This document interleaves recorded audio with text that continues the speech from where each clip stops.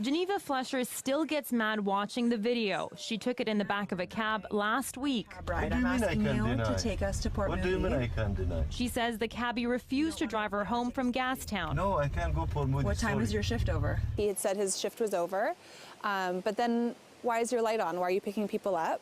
This isn't the first time it's happened to her. We've all dealt with this time and time again, and it's extremely frustrating.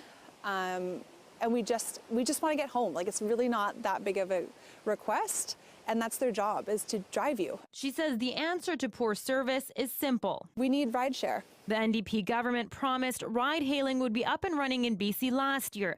It was an election promise. Then it got pushed back to this year. And now the Premier is promising next year.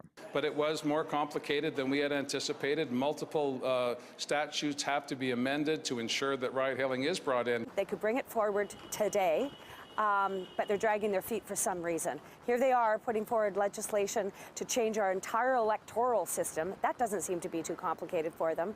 But what's really complicated for them is bringing ride-sharing in. The province says ride-hailing companies can start applying for licenses next year once the legislation has passed. Who's to say that's going to stick? Who knows? It's probably going to get bumped back again. That's a whole year away. So are we just supposed to hermit up for a year and wait? Based on her recent experience, Flesher says ride-hailing can't come soon enough. Yeah, I'm not going to go to Port Moody. What are you going to do? Tina Lovegreen, CBC News, Port Moody.